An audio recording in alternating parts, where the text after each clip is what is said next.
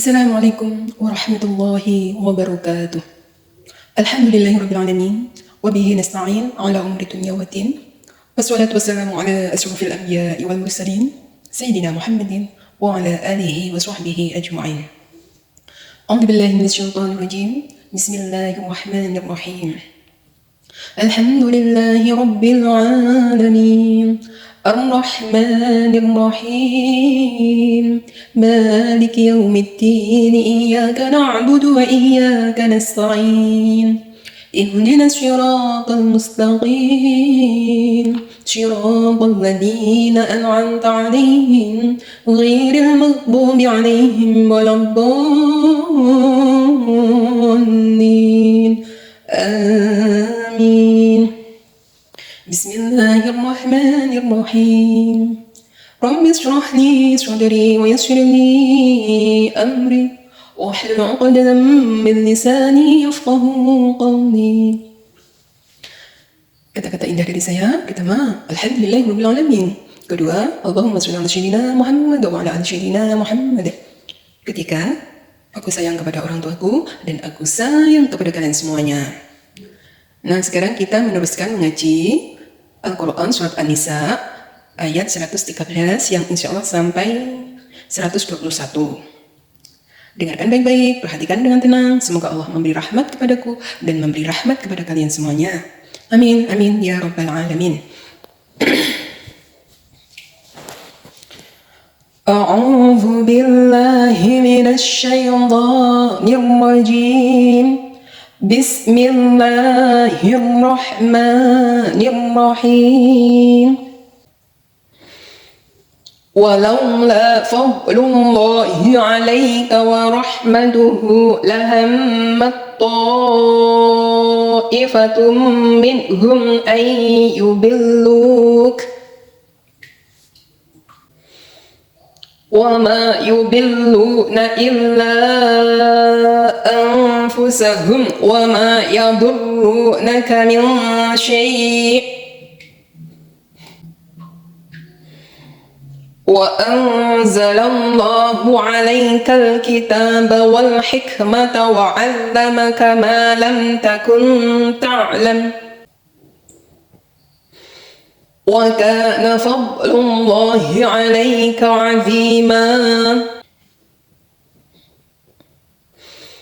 لا خير في كثير من نجواهم إلا من أمر بصدقة أو معروف أو إصلاح بين الناس. لا خير في كثير من نجواهم إلا من أمر بصدقة أو معروف أو إصلاح بين الناس ومن يفعل ذلك ابتغاء مرضات الله فسوف نؤتيه أجرا عظيما. ومن يشاقق الرسول من بعد ما تبين له الهدى ويتبع غير سبيل المؤمنين نوله ما تولى ونصله جهنم وساءت مصيرا. إن الله لا يغفر أن يشرك به ويغفر ما دون ذلك لمن يشاء ومن يشرك بالله فقد ضل ضلالا بعيدا.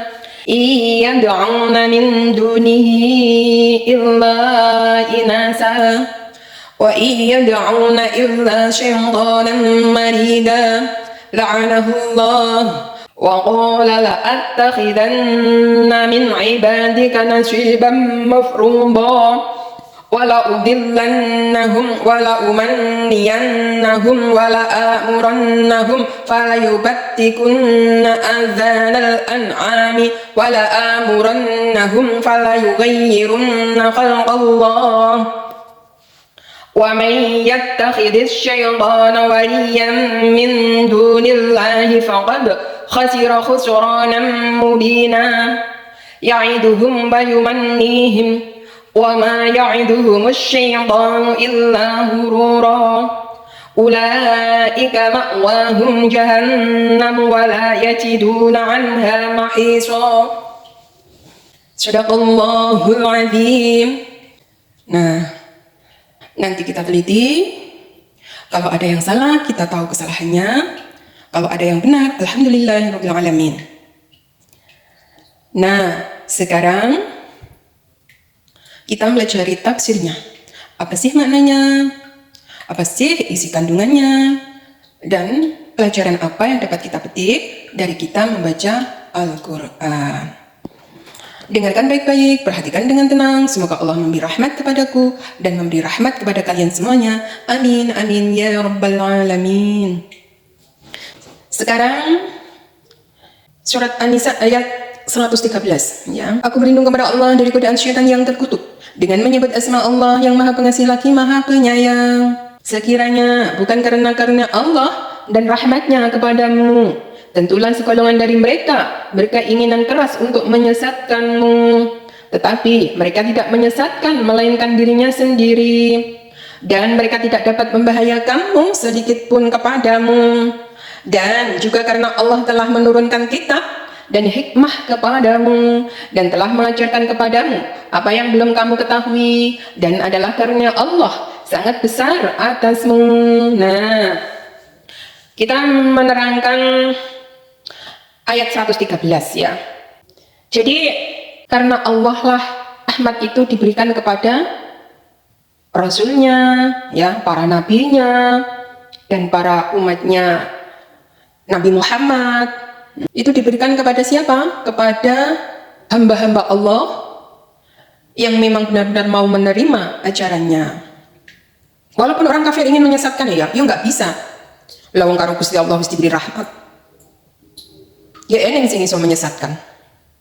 Wis diberi ilmu ngono ya. Lan ilmune diamali. Wong lek punya ilmu walaupun sedikit tapi diamalkan, itu nggak gampang digoyahkan keimanannya. Ya, dibanding orang yang banyak ilmu tapi menyepelekan. Tetapi orang-orang yang mengamalkan ilmunya, mempunyai ilmu ya dan mengamalkannya, itu nggak bakal digoyahkan oleh orang-orang kafir. Walaupun banyak orang ingin menyesatkan loh, sebenarnya mereka itu menyesatkan diri sendiri dan nggak bakal membahayakan orang-orang beriman sedikit pun ya. Jadi wong-wong sing duwe iman ya, tebal imannya, wong diiming-imingi kaya apa toh ya, nggak bakal luntur imane, menurut ya. Karena Allah telah menurunkan kitab Al-Quran dan hikmah ya kepada Nabi Muhammad dan umatnya, dan untuk mengajarkan apa-apa yang belum diketahui oleh Nabi Muhammad dan umatnya.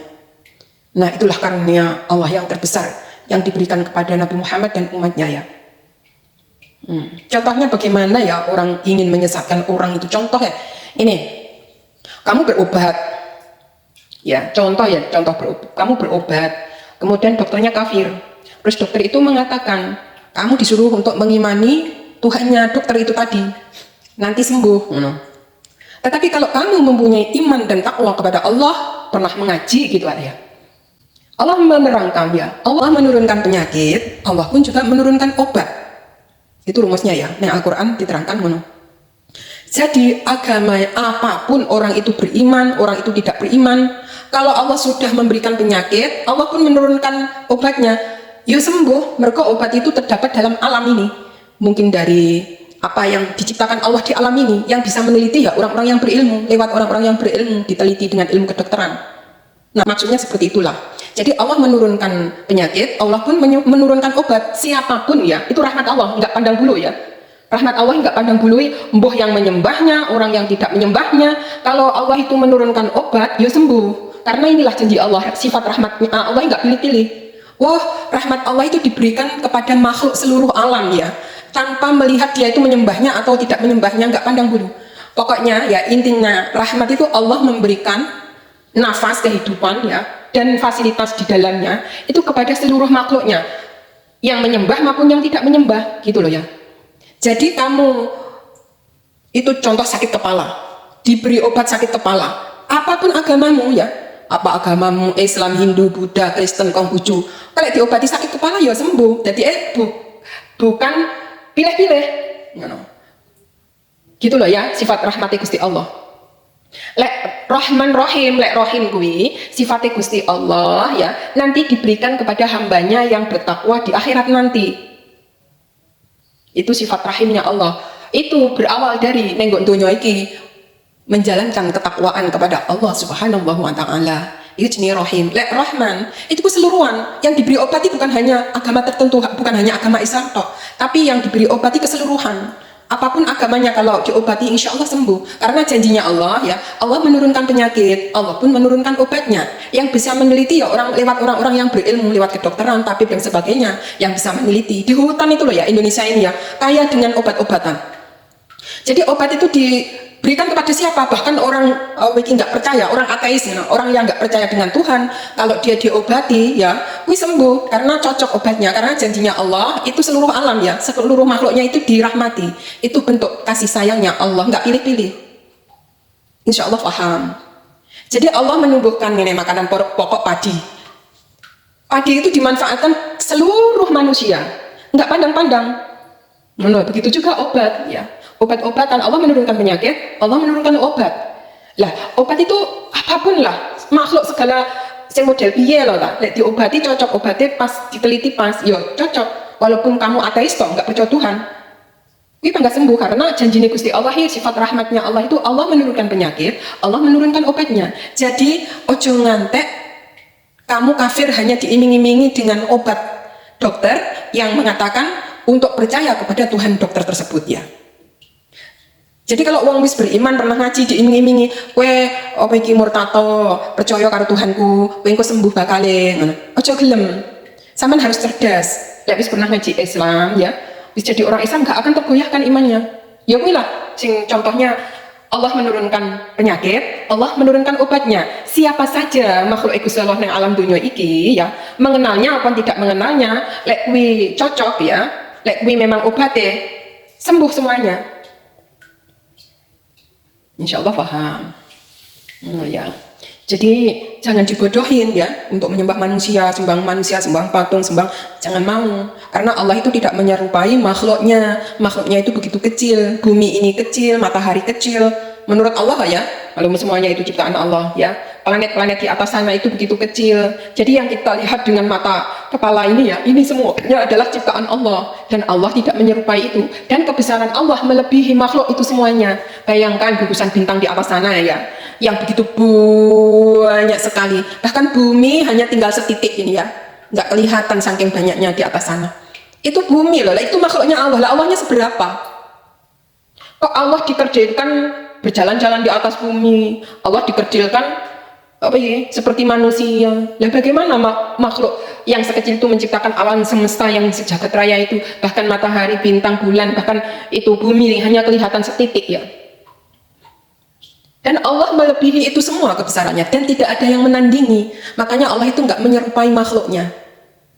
Nah, kalau orang itu sudah mengimani ya, sudah ibaratnya itu sudah ilmunya itu waduh menyeluruh ya, orang bakal mengkafir mengkafirkannya.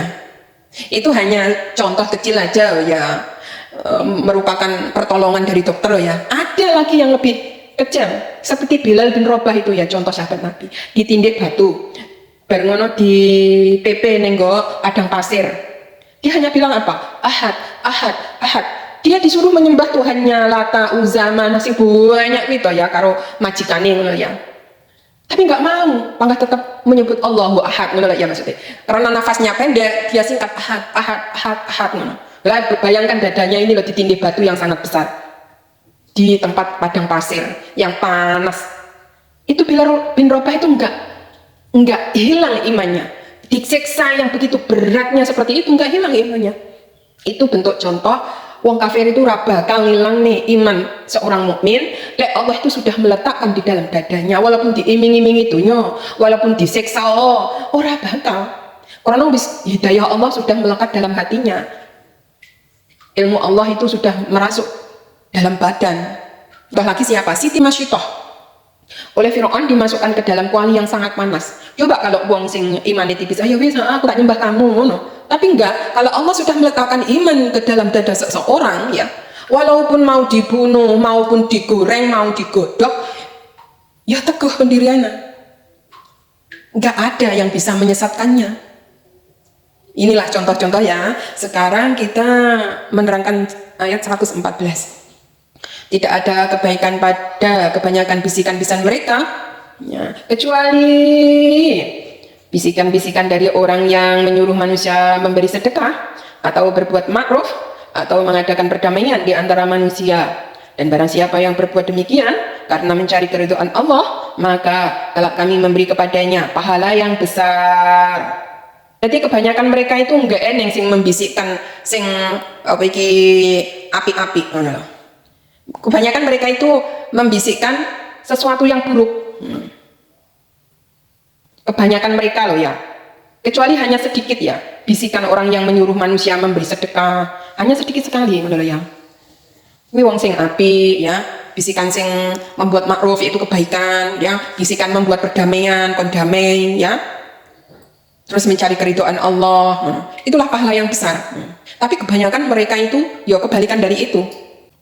Hanya sedikit sekali lah, menyuruh kepada sedekah, menyuruh berbuat makruf, menyuruh manusia untuk menjaga perdamaian di antara manusia.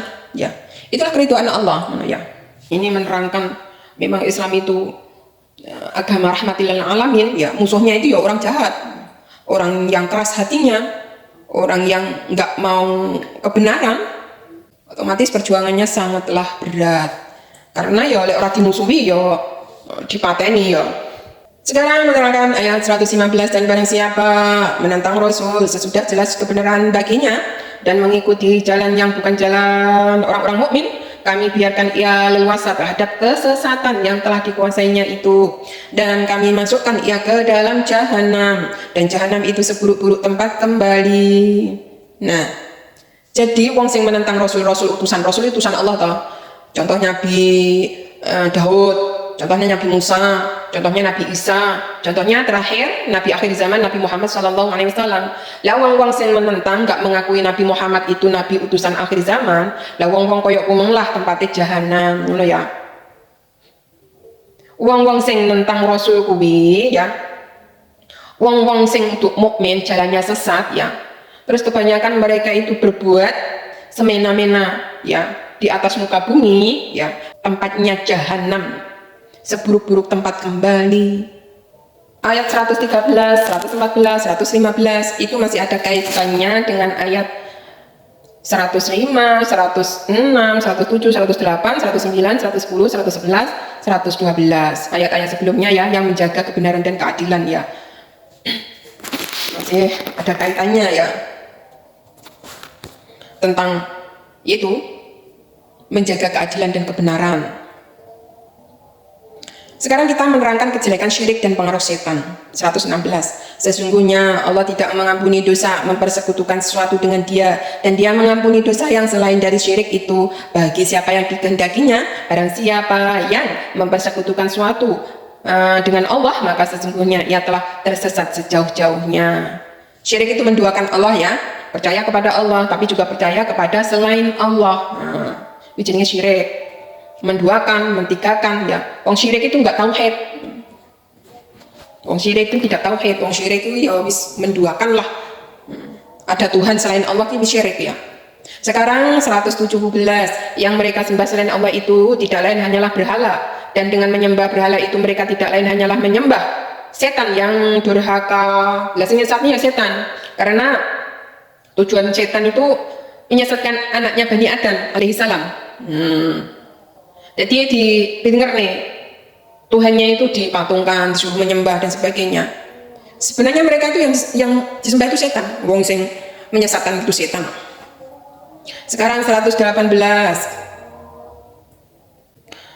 yang dilaknati Allah, dan setan itu mengatakan, saya benar-benar akan mengambil dari hamba-hamba engkau bagian yang sudah ditentukan untuk saya. Jadi mesti ditentukan dengan Gusti Allah. Lalu setan mengambilnya ya dengan cara disesatkan, menyembah malaikat, ada yang menyembah nabi, ada yang menyembah berhala, ya menyembah berhala ya. Terus ada yang menyembah laut, ada yang menyembah gunung. Nah itulah, makanya syirik saelek-elek iman. Sebab apa? Dia mempercayai Allah tapi juga mempercayai ada Tuhan selain Allah. Itu yang bahaya. Nggak diampuni karo Gusti Allah. Inilah jalannya setan, ingin menyesatkan anaknya Bani Adam. Jadi harus diambil alih ya, sopo-sopo karo hamba-hamba di Gusti Allah sing memang imannya tipis-tipis mudah untuk disesatkan Allah. Makanya setiap saat kita disuruh untuk ta'awud ya, minta perlindungan kepada Allah dari godaan syaitan yang terkutuk. Walaupun mengaji ya disuruh berlindung kepada Allah dari godaan syaitan yang terkutuk, agar pemahaman kita itu lurus dalam memahami isi-isi kandungannya Al-Quran, nggak disesatkan ya oleh setan yang durhaka. Nyapa kok setan itu dibilang durhaka? Ya iyalah, dosanya setan ini cuma nggak mau menghormati Bani Adam, nggak mau mengakui kemuliaan Adam. Dia itu merasa yang terbaik, tercipta dari api, ngono loh, kesombongan tak wi. Apakah setan itu menyembah Allah? Menyembah Allah. Pada waktu itu ya terus berzikir seperti para malaikat, berzikir terus kepada Allah, menyembah Allah. Cuma dia nggak mau menghormati Adam. Karena kesombongan itulah namanya durhaka. Contoh anak aja ya, kalau bangkang itu jenenge durhaka kan. Contohnya anak, orang tua mengatakan seperti apa ya? Orang tua menasihati yang baik-baik, kemudian apa ini disangkalnya, terus apalagi ya durhaka itu? Kok memperlakukan orang tua dengan tidak terhormat? Padahal anak itu ada seorang anak itu lantaran ada orang tua toh. Nah itu namanya durhaka. Bahkan kedurhakaannya melampaui batas setan itu. Dia tuh nggak mau menghormati Bani Adam dan dia menganggap dirinya tercipta dari api, lebih hebat, lebih mulia, lebih terhormat. Nah, sifat seperti itulah yang tidak boleh. Makanya sifat-sifat setan itu apa ngarani? Kalau ada manusia itu mewarisi sifat setan-setan seperti itu, berarti dia seperti iblis. Nah, orang yang tidak mengikuti aturan Allah ya, jenenge apa? Fasik ya. Kui wong-wong sing mengikuti seperti iblis. Iblis itu menyembah Allah loh ya pada zaman itu, tapi cuma tidak mau menghormati Adam. Tak kui lo sudah tidak durhaka. Mana ya?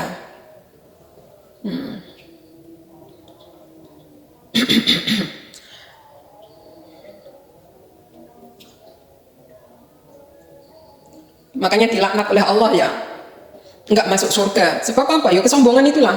Karena sombong sebiji sawi ya, itu nggak bakal masuk surga. Makanya jadi orang jangan gengsian, gengsi ya. Lakukan apa yang jadi perintahnya Allah, ya jauhi larangannya. Nah, insya Allah selamat ya. Sekarang 119, dan aku benar-benar akan menyesatkan mereka dan akan membangkitkan angan-angan kosong pada mereka dan akan menyuruh mereka memotong telinga-telinga binatang ternak. Lalu mereka benar-benar memotongnya dan akan aku suruh mereka mengubah ciptaan Allah. Lalu benar-benar mereka mengubahnya. Barang siapa yang menjadikan setan menjadi pelindung selain Allah, maka sesungguhnya ia menderita kerugian yang nyata. Mendapat kerugian yang nyata ya wong lek enggak mensyukuri nikmat Allah, rugi bakal ya. Tetapi kalau orang itu mensyukuri nikmat Allah malah justru ditambah ya. Kalau orang itu tidak bersyukur malah rugi. Lah amalnya yang hilang. Itu karena terganggu oleh godaan syaitan yang terkutuk ya. Melakukan perbuatan-perbuatan yang melanggar aturannya Allah ya. Sekarang selanjutnya 120. Setan itu memberikan janji-janji kepada mereka dan membangkitkan angan-angan kosong pada mereka. Padahal setan itu tidak menjanjikan kepada mereka selain dari tipuan belaka. Dikridu lek ngarani ya. Setan itu mudah sekali untuk mengganggu manusia. Sebab setan itu sangatlah cerdas. Setan itu sangatlah cerdas. Kalau orang ahli ibadah diganggunya dengan sifat ria. Kalau toh orang jahat diganggunya dengan kejahatan, akhirnya tidak selamat. Tapi pokoknya setan itu makhluk Allah yang cerdas sebenarnya, tapi durhaka karena kesombongan. Makanya orang yang cerdas tapi sombong itu seperti iblis. Orangnya cerdas, nggak berakhlak, maksudnya sombong itu nggak berakhlak, nggak mau menerima akhlak terpuji tuh orang sombong. Berarti dia seperti iblis. Iblis itu nggak punya akhlak loh. Ya orang diperintah Gusti Allah, hei iblis hormati itu Adam, nggak mau. Kan nggak punya akhlak. Orang sombongnya nggak punya akhlak. Nggak mau. Makanya nggak masuk surga. Setan itu memberikan janji-janji angan-angan kosong ya. Janji-janjinya itu menyesatkan sebenarnya. tipuan, ngono ya. Lan setan itu ada dari jenis jin maupun dari jenis manusia. Kok ada manusia ingin menyesatkan kamu, memberi pengarahan kamu yang nggak benar, itu berarti setan berupa manusia. Makanya kita berlindung itu bukan hanya dari godaan setan yang terkutuk, tapi kita disuruh juga berlindung dari ya perbuatan atau amal-amal buruk kita, ya.